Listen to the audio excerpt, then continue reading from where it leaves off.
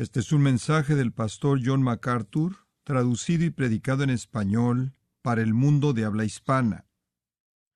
Abran sus Biblias en el capítulo 14 de Marcos, el Evangelio de Marcos, capítulo 14.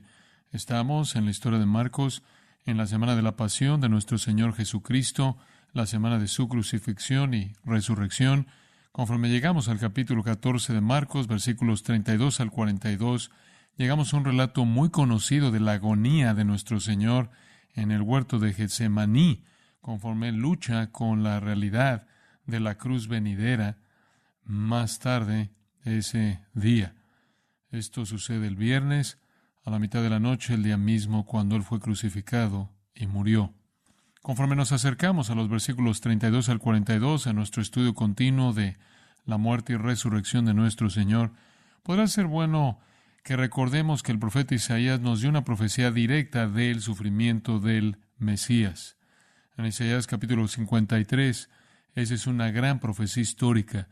El profeta dijo muchas cosas acerca de cómo Cristo sería herido por nuestras rebeliones, molido por nuestros pecados y castigado para nuestra paz con Dios, que Él sufriría en nuestro lugar. Pero Él también dijo esto en Isaías 53:3. Él dijo que el Mesías sería un varón de dolores, experimentado en quebranto. Un varón de dolores, experimentado en quebranto.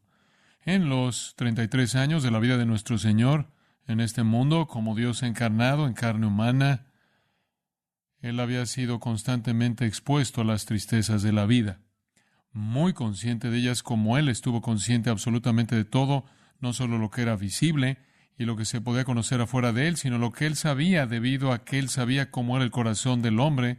Significaba que Él no solo veía a la gente sufrir, sino que sentía su dolor. Él entendió la tristeza y el dolor que va junto con un mundo caído, pecado, enfermedad, incredulidad, ignorancia, rebelión, rechazo, desobediencia, sufrimiento, pobreza, pérdida y ciertamente muerte. Él vio y sintió todas esas demandas del sufrimiento humano. Él incluso dio alivio temporal a ellas, mostrando su compasión conforme curó a personas, echó fuera demonios de ellas, resucitó a los muertos, alimentó a las multitudes hambrientas. Esta fue una especie de alivio temporal físico de las tristezas de la vida durante los 3 años breves de su ministerio. También fue una muestra adelantada de su reino. Él regresará para establecer un reino terrenal, y en ese reino el sufrimiento será severamente mitigado y disminuido. La tristeza será disminuida con Él, la vida será extendida, la salud será incrementada. Pero eso, incluso en su mejor punto, solo será una muestra adelantada del cielo, en donde no hay enfermedad, no hay tristeza, no hay lloro, no hay lágrimas y no hay muerte. Pero nuestro Señor lo vio todo y lo sintió todo. Él fue conmovido por la compasión. El Nuevo Testamento nunca dice que Él se rió, nunca dice que estuvo feliz, pero dice que estuvo triste y dice que lloró. Él experimentó tristeza sobre tristeza. Él experimentó la totalidad de la tristeza en las maneras en las que nosotros nunca podríamos. Solo podemos sentir nuestro propio dolor y absorber cierta cantidad del dolor que está fuera de nosotros, pero Él absorbió todo el dolor que estaba tanto afuera de las vidas de las personas como dentro de sus corazones, porque Él lo vio todo, y Él vio todo en todo mundo. Pero por mucha tristeza que tuvo, tristeza sobre tristeza sobre tristeza, dolor sobre dolor, no hubo tristeza y no hubo dolor jamás en su vida, como la experiencia registrada en estos versículos. Esto ha sido llamado su última tentación, y es eso. Esto es tan severo, esta experiencia en particular de tristeza y dolor, que casi lo mata. Es tan severa que la Biblia dice que provocó que llorara con sonidos fuertes y lágrimas. Es tan severa que de hecho sudó sangre. Esta es una experiencia monumental en la vida de nuestro Señor. A la mitad de la noche, en ese viernes en el que iba a morir, permítame leérselo comenzando en el versículo 32. Vinieron pues a un lugar que se llamaba Getsemaní, y dijo a sus discípulos: sentaos aquí entre tanto que lloro. Y tomó consigo a Pedro, a Jacobo y a Juan, y comenzó a entristecerse y a angustiarse. Y les dijo, mi alma está muy triste hasta la muerte, quedaos aquí y velad. Quedaos aquí y velad. Yéndose un poco adelante, se postró en tierra y oró que si fuese posible, pasase de él aquella hora. Y decía, Abba, Padre, todas las cosas son posibles para ti. Aparta de mí esta copa, mas no lo que yo quiero, sino lo que tú. Vino luego y los halló durmiendo, y dijo a Pedro, Simón, ¿duermes? ¿No has podido velar una hora? Velad y orad, para que no entréis en tentación. El espíritu a la verdad está dispuesto, pero la carne es débil. Otra vez fue y oró, diciendo las mismas palabras. Al volver otra vez los halló durmiendo, porque los ojos de ellos estaban cargados de sueño, y no sabían qué responderle. Vino la tercera vez y les dijo, dormid ya y descansad. Basta, la hora ha venido. He aquí, el Hijo del Hombre es entregado en manos de los pecadores. Levantaos, vamos. He aquí se acerca el que me entrega. Mateo describe esto, Marcos lo describe, Lucas lo describe y Juan lo describió. Y el panorama completo es la suma de todas esas descripciones. De nuevo, esta experiencia de nuestro Señor en la tristeza y el dolor y sufrimiento desafía la comprensión, desafía el entendimiento humano, sobrepasa nuestra capacidad de comprensión. Esto es suelo sagrado, esta es una lucha sobrenatural, este es un conflicto privado divino. Y podríamos simplemente alejarnos de él y dejarlo así, pero seríamos engañados y perderíamos algunas de las verdades más ricas y más profundas de nuestro Salvador, que se encuentran en todas las Sagradas Escrituras. De hecho, aquí hay verdades más profundas de su corazón de lo que ha sido escrito hasta aquí en el Nuevo Testamento. Tiene que llegar a este punto para ver algunas cosas en su corazón como nunca antes las ha visto. Lo cual me lleva a decir en este punto que tantos cristianos tienen un entendimiento superficial de Cristo y nunca van a las profundidades de la revelación de la Escritura y ven la majestad y la gloria que vienen cuando usted escarba en profundidad. Sí, su gloria trasciende nuestro entendimiento, pero hay tanto que podemos comprender que hace que Él sea aún más glorioso, aún más digno de nuestra adoración y obediencia. Esta es una verdad preciada que le acabo de leer. Fuera de la cruz, no hay agonía más grande que jamás ha sido experimentada por algún ser que ha vivido en este mundo en forma humana. Ningún hombre jamás ha sufrido de esta manera. Esta es la segunda agonía más grande que nuestro Señor experimentaría. La primera es aquella que estaba por venir en la cruz misma. Esta es la segunda gran agonía. Este es el ápice de su vida de tristeza y dolor. Este es el punto alto de sufrimiento tormentoso. Esta es la noche cuando Él espera por adelantado el beber la copa de ira divina, que será suya de manera completa en la cruz. Y de nuevo, su sufrimiento fue tan severo y la lucha es tan masiva que estuvo cerca de matarlo. Este es un conflicto que es alarmante para Él. Este es un conflicto que Él nunca antes ha tenido. Es mucho mayor que los encuentros pasados que tuvo con Satanás.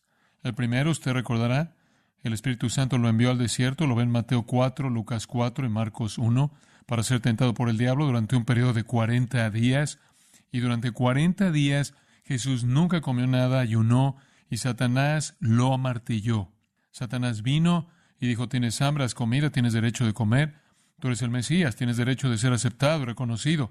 Aviéntate de la torre del templo y todo el mundo sabrá que eres el Mesías y recibirás los reconocimientos y el honor que mereces. Y por cierto, debes tener los reinos del mundo. Póstrate ante mí, te los daré. Satanás estaba tratando de desviarlo de la cruz. Deshazte de esta humillación, deshazte de esta privación. No necesitas ser rechazado, no necesitas morir. Puedes tener los reinos ahora, puedes tener la popularidad ahora, puedes tener la satisfacción ahora. No mereces privación alguna. Esa fue la primera tentación. Y todo eso estaba diseñado para evitar que fuera a la cruz. La segunda vez que Satanás realmente aparece en una tentación es en Mateo 16, en donde Jesús le dice a los discípulos, voy a morir. Y Pedro dice, no, no vas a morir, no, Señor, no, no, eso no puede pasar. Y Jesús vio a Pedro y dijo, quítate de delante de mí, Satanás. De nuevo, el esfuerzo de Satanás por evitar que fuera a la cruz vino mediante la boca de Pedro. Es muy importante que usted entienda esto. Satanás siempre ha querido evitar que Jesús vaya a la cruz. Satanás no quería que Jesús fuera crucificado. Satanás no está detrás de la crucifixión de Jesús. Esto es lo último que Satanás quiere. Él quiere evitar que vaya a la cruz. En la primera tentación le ofreció todo lo que merecía sin la cruz. Mediante Pedro, dijo, es una atrocidad pensar en que vayas a la cruz y mueras. Y aquí, en el huerto, Satanás se vuelve a aparecer. ¿Cómo lo sabemos? Porque en Lucas 22:53, el relato paralelo de Lucas, dice, esta es la hora de la potestad de las tinieblas. 3 artículos definidos. Esta es la hora de la potestad de las tinieblas. Este es el momento específico para que Satanás actúe. Este es el esfuerzo mismo culminante de Satanás para evitar que Jesús vaya a la cruz. La experiencia en el huerto es la esperanza de Satanás. Llevará a Jesús a decirle al Padre, no lo puedo hacer. Y si Satanás tiene éxito en eso, entonces el infierno es el único lugar en el que la gente vivirá para siempre. El cielo estará vacío, la palabra de Dios no será verdad, la promesa de salvación una mentira, y Satanás realmente es el soberano. Esta es la gran batalla. Esta es la gran batalla. Y no es sorprendente que la lucha fue tan severa que Jesús dijo, mi alma está profundamente triste hasta el punto de la muerte. Ese es el panorama de lo que está pasando aquí. Vayamos al texto, versículo 32. Vinieron, refiriéndose a Jesús y a los 11. Judas ya se fue para planear el arresto de Jesús, lo cual vendría un poco después.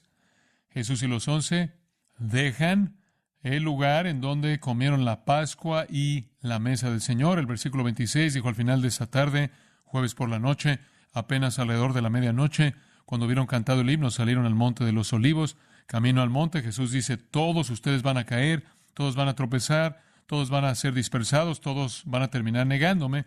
Ellos no lo creen. Versículo 31, Pedro dice, moriré antes de hacer eso, y todos decían lo mismo. Jesús les advirtió de su debilidad, les advirtió del peligro, les advirtió de la tentación venidera. Esa fue la conversación conforme se dirigían al monte de los olivos. Vinieron, pues, a un lugar que se llama Getsemaní. Este es un jardín, la gente vivía en una ciudad concurrida y tenía sus jardines afuera del muro de la ciudad, en las laderas de los montes. Este es alguien que era dueño de un jardín, que se lo había dado a los discípulos y a nuestro Señor para que lo usaran. La ciudad está llena de gente, cientos de miles más de la población normal debido a la Pascua, y están quedándose en el jardín. El jardín quizás tenía algún tipo de lugar exterior para quedarse, quizás algún tipo de refugio donde podían dormir de noche. Algunas veces iban a la casa de María, Marta y Lázaro, pero quizás no todos cabían ahí. Entonces este era un lugar al cual también iban. Y no solo en esta Pascua, sino que Juan 18:2 dice, Jesús se había reunido ahí con sus discípulos. Entonces era un lugar para escapar de las multitudes, un lugar privado, un jardín privado, al que podían apartarse y pasar tiempo juntos. Esa es la razón por la que Judas sabía dónde estaban. Según Lucas 22:39, Judas, que estaba traicionándolos, conocía el lugar, lo cual significa que era un lugar al que iban con suficiente frecuencia como para que supiera que estarían ahí. Entonces, aquí hay otra persona sin nombre que provee algo para el Salvador, como el hombre que proveyó el pollino, no se nombra, como el hombre que proveyó el aposento alto para la Pascua, no se nombra. Aquí está un hombre con un jardín, y uno muy grande, como veremos, y este es un lugar que ha provisto para el Señor Jesús. Este sería otro seguidor de Cristo, desconocido, sin nombre. Llegan a este jardín, se llama Getsemaní, lo cual significa olivar. Es el monte de los olivos, ahí cultivan aceitunas, incluso lo hacen hasta el día de hoy. Esto sería nombrado por el olivar que era usado para obtener el aceite de oliva. Este es el jardín. Cuando llegaron ahí, dijo a sus discípulos, sentaos aquí entre tanto que yo oro. Sentaos aquí entre tanto que lloro. Eso es lo que les dijo, pero eso no es todo lo que dijo. Según el relato paralelo en Lucas 22:40, él también dijo esto: orad, que no entréis en tentación. Él acaba de advertirles del peligro en el que están de apartarse, dispersarse, negarlo. Orad, que no entréis en tentación. Usen los medios de la gracia. Ahora, eso debería haber sido una instrucción muy conocida para ellos, porque la primera vez que le pidieron al Señor que les enseñara a orar, Señor, enséñanos a orar, ellos dijeron, Mateo capítulo 6, Lucas capítulo 11, Él les dijo, vosotros pues oraréis así, Padre nuestro, y Él pasó por todos esos y eventualmente llegó a esta línea. Oren así: no nos metas en tentación, mas líbranos del mal. Él les había enseñado que necesitaba orar para poder vencer la tentación y el mal. ¿Cuántas veces se les había repetido esa lección? Oren, porque no entren en tentación y sean vencidos. No dependan de su propia fortaleza. Clamen al Señor.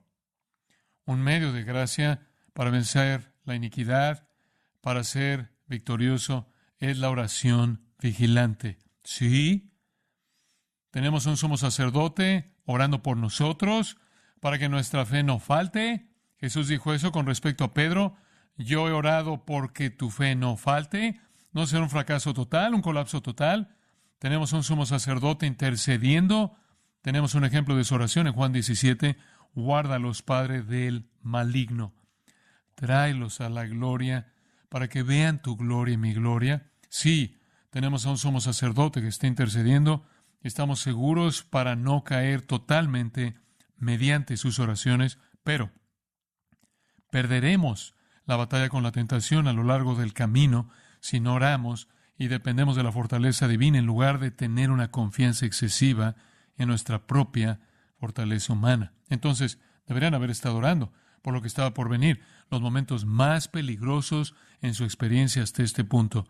Bueno, con eso como contexto, veamos las escenas que se desarrollan en estos pocos versículos simplemente de manera breve. En primer lugar, vemos una aflicción trascendente. Una aflicción trascendente. Esta es una aflicción que viene a Cristo en esta hora, que realmente trasciende cualquier cosa que conoceríamos. Les voy a explicar eso. Versículo 33. Y tomó consigo a Pedro, a Jacobo y a Juan. ¿Por qué? Porque se los llevó. Dejó a 8 de ellos junto a la entrada. Se llevó a Pedro, Jacobo y Juan más adentro en el jardín, lo cual es la primera indicación de que era un jardín grande. Más adentro en el jardín. ¿Por qué? Eran los líderes, Jacobo y Juan, usted sabe, eran los que vinieron a Jesús con su mamá y dijeron, podemos sentarnos a tu mano derecha y a tu mano izquierda. Habían tenido la idea de que eran los hombres principales, habían tenido la idea de que tenían la relación íntima con Jesús. Y después estaba claro Pedro, quien era el líder reconocido hasta donde todos sabían, y no el menor de los cuales era Pedro. Entonces, van juntos. ¿Qué está pasando? Bueno, estos son los 3 líderes principales, estos son los hombres que van a influir a los otros, entonces necesitan aprender una lección. Entonces Jesús dice, vengan conmigo porque tienen algo que aprender. Y si lo aprenden, se lo pueden enseñar a los demás. Por cierto, iban a aprender una lección, iban a aprender cuán importante es orar para que sea triunfal en la tentación, iban a aprenderlo al no orar y al caer en la tentación. Entonces, iban a aprender como mejor aprendemos al fracasar. Iban a aprender a partir del desastre de su falta de oración. Entonces, el círculo íntimo va para que su debilidad pueda ser expuesta. Porque estos son los que tenían tanta confianza que piensan que deben sentarse en la mano derecha y en la mano izquierda, y Pedro hasta los habría sobrepasado, pensando que era el más elevado y exaltado de todos. Entonces se los lleva a orar. Ahora, permítame decirle algo. Si Cristo mismo necesita orar frente a la tentación, ¿cuánto más necesitamos orar? Conforme fue tentado en todo según nuestra semejanza, pero sin pecado.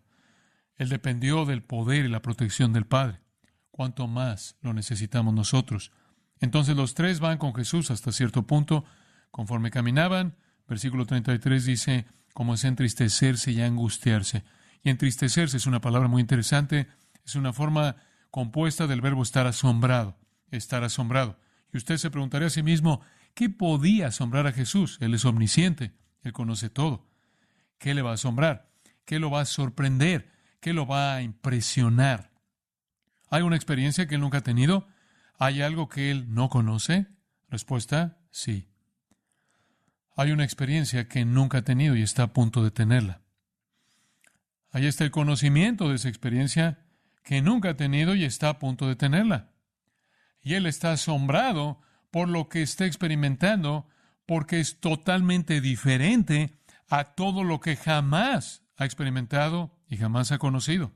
De hecho, hace que esté angustiado.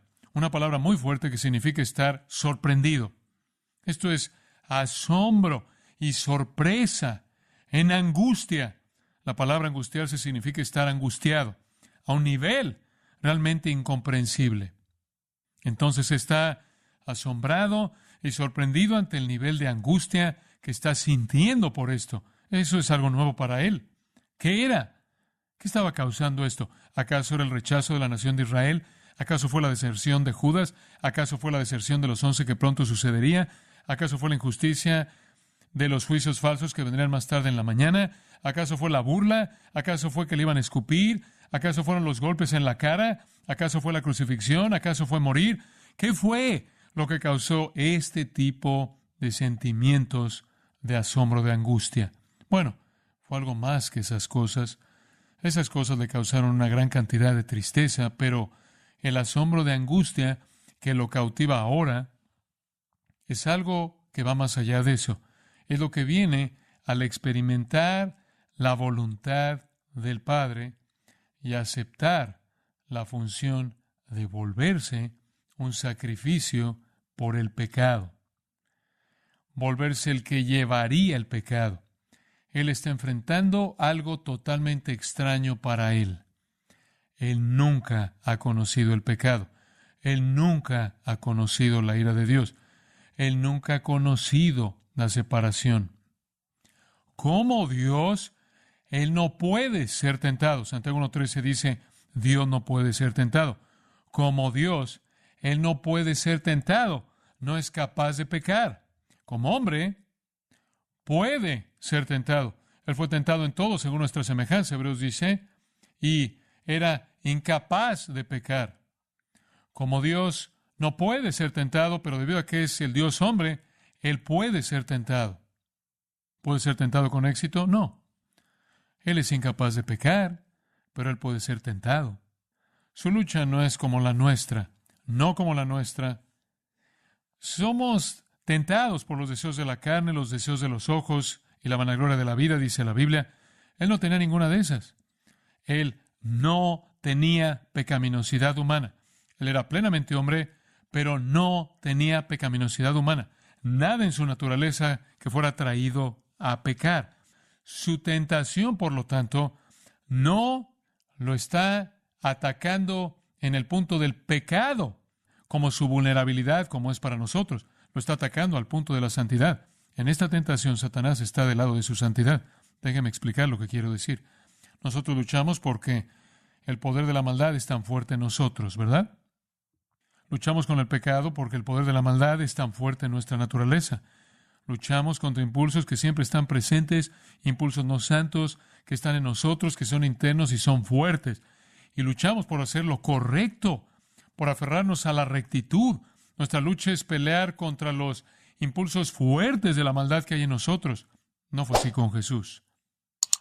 Él luchó exactamente de la manera opuesta, debido a su naturaleza santa, debido a su pureza sin pecado, debido a su rectitud total, debido a su amor perfecto y obediencia a Dios. Él luchó porque el poder de la santidad era lo único que había en él, que la rectitud era el único motivo singular, impulso de su alma santa, es indicado de manera clara en la Escritura, y lo que Dios le estaba pidiendo que hiciera era aceptar el pecado como alguien que llevaría el pecado, no como un pecador, sino como alguien que llevaría el pecado para llevar la ira de Dios por el pecado, para recibir el castigo divino. Luchamos debido a que el poder del pecado es tan fuerte en nosotros. Él luchó porque el poder de la santidad era el único poder que existía en él. ¿Cómo es posible que él se vuelva alguien que lleve el pecado y reciba la ira de Dios? Y el nivel de ira divina es asombroso, porque nuestro Señor va a recibir eternidades de ira, eternidades de castigo divino. ¿Qué quieres decir con eso? Quiero decir que por cada pecador por quien Él murió, Él llevó la ira eterna de ese pecador.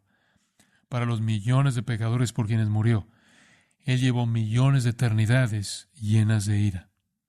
Y Él era santo, inocente y sin mancha, apartado de los pecadores. ¿Y cómo podía ser esto? Esa es la razón por la que la lucha era tan inmensa. Y el versículo 34 dice, y les dijo, mi alma está muy triste, perilupos, literalmente rodeada de tristeza, rodeada de dolor, perímetro, periferia. Él está inmerso en esta tristeza al punto de la muerte. Al punto de la muerte. Él nunca había dicho sí a la separación de su padre. Él nunca había dicho sí a la culpabilidad. Él nunca había dicho sí a llevar el pecado. Él nunca dijo sí al castigo. Casi lo mató. De hecho, su angustia es mucho más inmensa en esta lucha de su propia naturaleza, en lugar de ser ayudada, incrementada de alguna manera por Satanás, tratando de evitar la cruz. Y Lucas 22:43 dice, Dios envió un ángel para fortalecerle.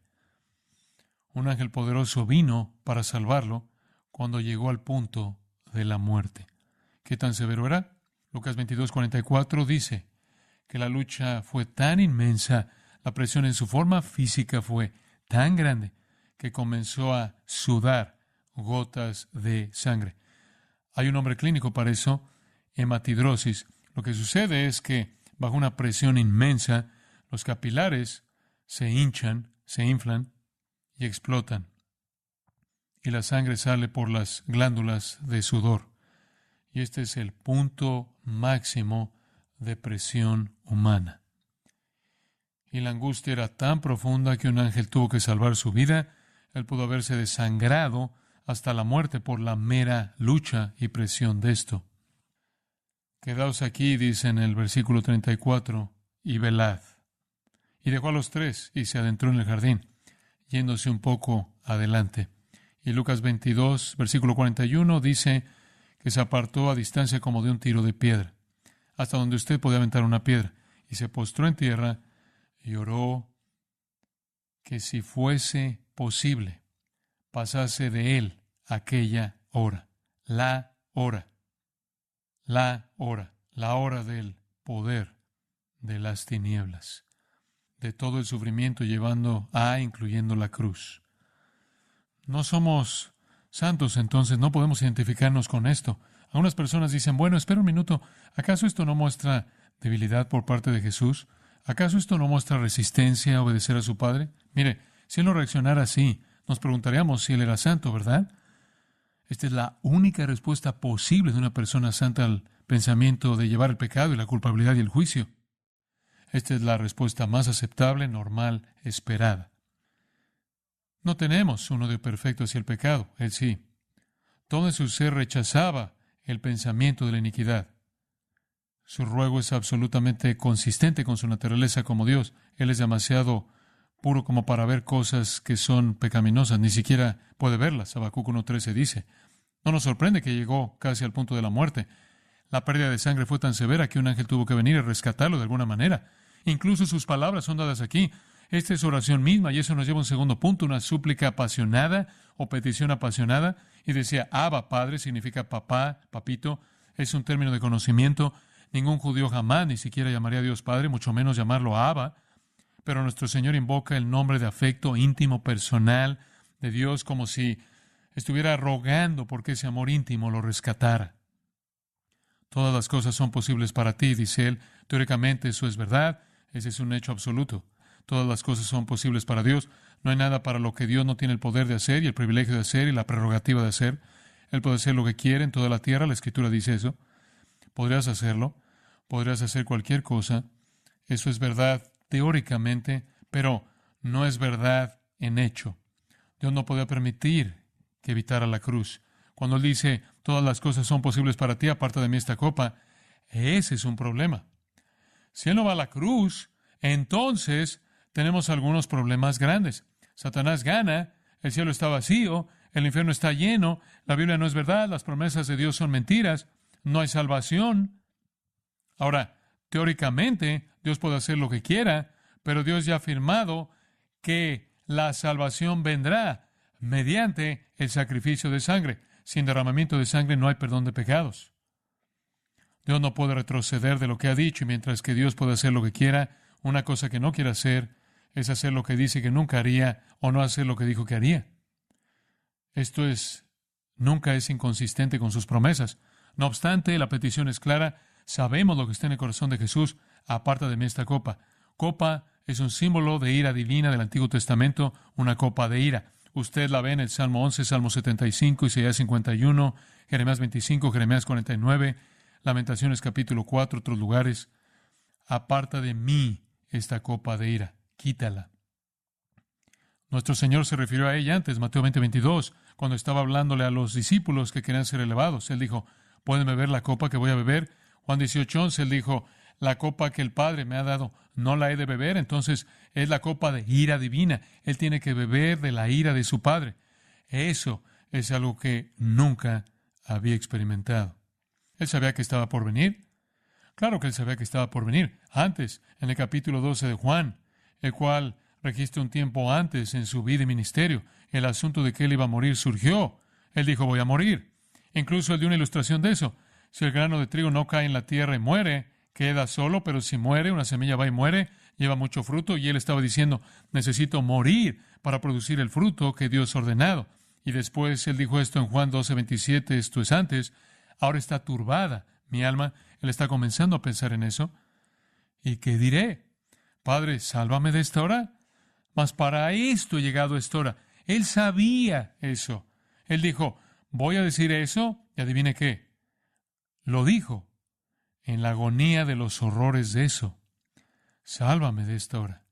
Aparta de mí esta copa. Pero después viene su resolución triunfal. Mas no lo que yo quiero, sino lo que tú. No lo que yo quiero, sino lo que tú. Al final eso es lo que siempre dijo. Él dijo una y otra vez, yo solo hago lo que el Padre me dice, me muestra, desea de mí, y lo que veo que hace el Padre, solo sigo su dirección. Es porque, como dijo cuando tenía 12 años de edad, en los negocios de mi Padre me es necesario estar. Bueno, en los horrores de esa lucha agonizante, él empieza a pensar en los discípulos. Asombroso. Y eso nos lleva a una tercera escena aquí, y vemos la aflicción trascendente y petición apasionada, y después vemos la exhortación de afecto. Versículo 37, vino luego y los halló durmiendo. Regresa a los tres, Pedro, Jacobo y Juan, y dijo a Pedro, Simón, siempre lo llamó por su nombre viejo cuando actuaba como su viejo hombre. ¿Duermes? ¿No has podido velar una hora? Están durmiendo, dice usted. Bueno, fue un día largo, es la mitad de la noche. Por favor, déjalos en paz. Comieron mucho, caminaron mucho en un monte y simplemente lo están esperando y no saben lo que está pasando. Bueno, Lucas, de hecho, añade algo muy útil para nosotros. Estaban durmiendo. Lucas añade a causa de la tristeza. A causa de la tristeza. Las cosas no estaban saliendo como querían que salieran. ¿En dónde estaba el reino? ¿En dónde estaba toda la gloria que esperaban? Y ahora hay un traidor entre ellos que ha salido a hacer su obra sucia. Ahora se les ha dicho que van a huir, van a apartarse, van a negarlo. No se ve bien. La nación se ha vuelto contra él. Los líderes lo odian, lo quieren muerto. Él ya pronunció juicio sobre Jerusalén, dijo el templo entero va a ser destruido, ninguna piedra va a quedar encima de otra. Esto no es lo que esperaban, todo es triste. Y Lucas agrega, estaban durmiendo a causa de la tristeza. Dormir es un tranquilizante, ¿no es cierto? ¿Alguna vez se queda usted dormido cuando simplemente quiere escapar? La tristeza lo va a dormir. Y sus tristezas eran excesivamente pesadas, tristezas pesadas.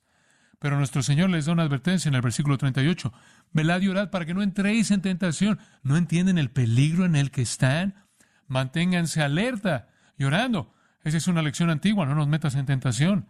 De nuevo, Mateo 6, Lucas 11. Muchas veces en el Nuevo Testamento, Mateo, Primera de Tesalonicenses, Primera de Corintios, Romanos 13, Colosenses 4. Velad y orad, estén alerta, usen los medios de gracia, Pedro aprendió esta lección. Le dije que estas lecciones fueron aprendidas por estos hombres y fueron aprendidas de manera negativa por su fracaso. Pedro, creo yo, se refiere a esto en su mente cuando escribe en 1 Pedro 5:8, sed sobrios y velad, porque vuestro adversario el diablo como león rugiente anda alrededor buscando a quien devorar, y él había sido devorado. Él se convirtió en un negador que lloró porque no se había preparado mediante la oración y confió en su propia fortaleza. Las buenas intenciones no son suficientes. Nuestro Señor nos da esta lección simple. El espíritu de la verdad está dispuesto, pero la carne es débil. El nuevo hombre, la naturaleza regenerada, el hombre interior, tiene aspiraciones nobles, pero la carne es débil. Esa es la razón por la que Pablo dijo, miserable de mí, tengo el anhelo en el hombre interior por las cosas que honran a Dios y tengo otro principio operando en mí, el principio de pecado, ¿verdad? Es como un cuerpo de muerte pegado a mí.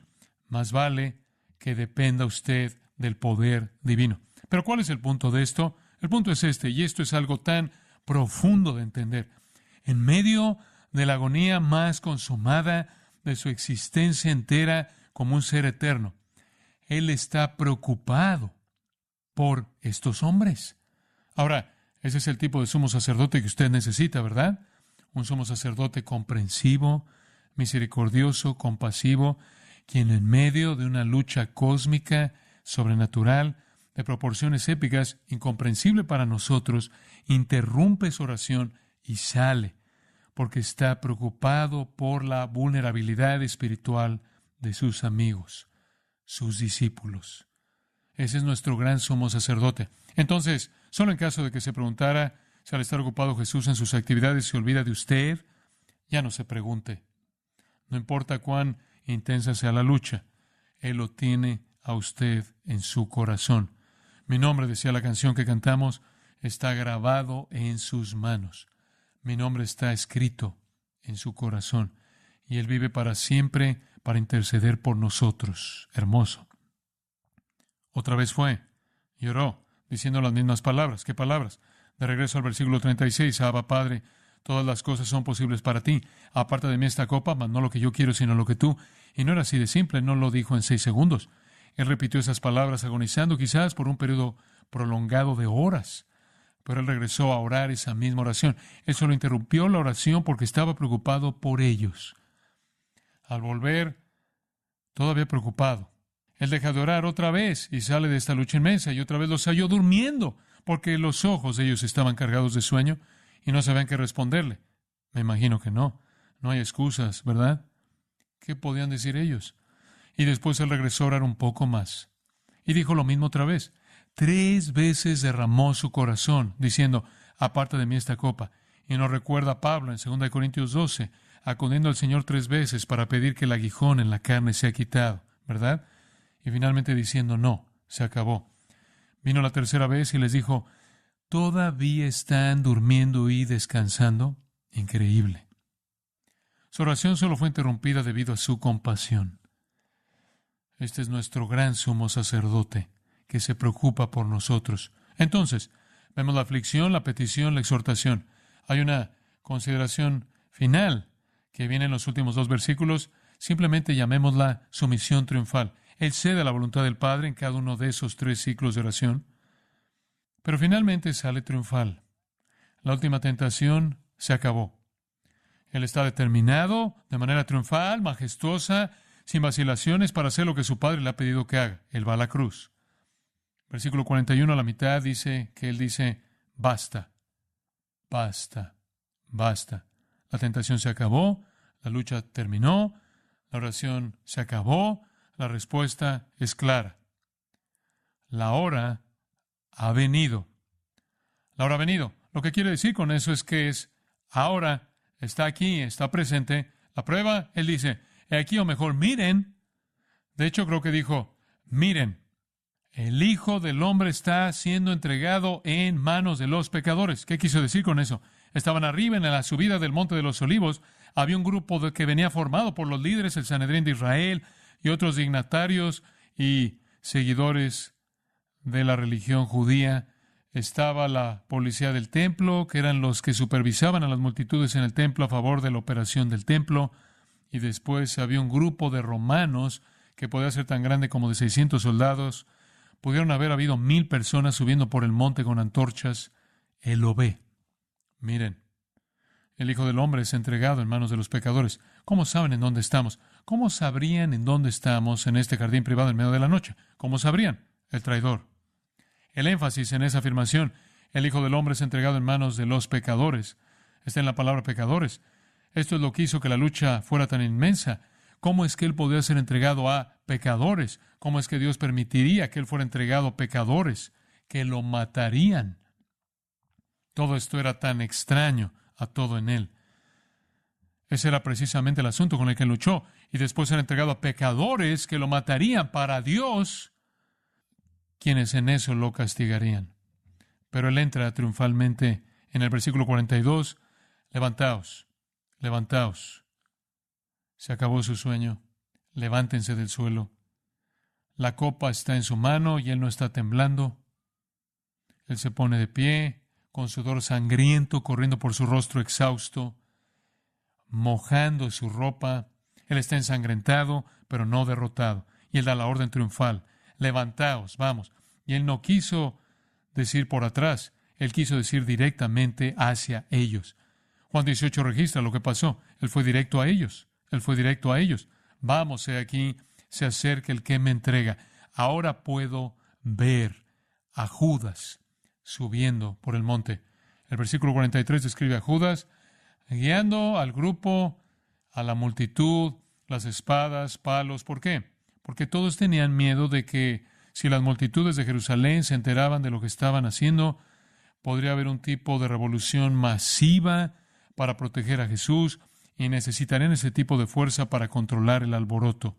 Aquí venían con espadas y palos. Los romanos están incluidos. Juan nos dice, los principales sacerdotes, los escribas, los ancianos, todos los oficiales y Judas guiando. Jesús no va por otro lado. Él los confronta. Él les dice, según Juan 18, ¿a quién buscan? Ellos dicen a Jesús de Nazaret. Él dice, yo soy, y todos se cayeron al suelo. Todos ellos, tantos como 1,000 de ellos, cayeron en el polvo, simplemente por el sonido de su voz cuando dijo, yo soy. Se arrastraron y se levantaron de regreso. Lo dijo por segunda vez. Él es triunfal, Él es majestuoso. Pero los discípulos no fue así. Van a huir por sus vidas, no preparados, sin oración y sin preparación. Entonces, en determinación triunfal, Él va a enfrentar a su traidor, va a enfrentar a los enemigos religiosos del judaísmo y a los soldados romanos y al resto de la multitud. Ahora, el resto de la historia de ese momento mismo es crítico para nosotros. Y vamos a ver eso el próximo domingo por la mañana. Pero antes de que lo hagamos, solo quiero cerrar esto con una pregunta muy importante y contundente. ¿Qué fue lo que causó que Jesús saliera con esa sumisión triunfal? ¿Por qué, dijo Él, iré a la muerte? ¿Por qué hizo eso? ¿Por qué aceptó esto de Dios? La respuesta viene en Hebreos, capítulo 5, versículo 7, donde el escritor de Hebreos mira hacia atrás a este acontecimiento y dice esto: en los días de su carne, en los días en los que Cristo estuvo en la tierra, ofreciendo ruegos y súplicas con gran clamor y lágrimas. Muy bien, eso fue en el jardín. Escucha esto: al que le podía librar de la muerte, y fue oído a causa de su temor reverente. ¿Qué significa eso?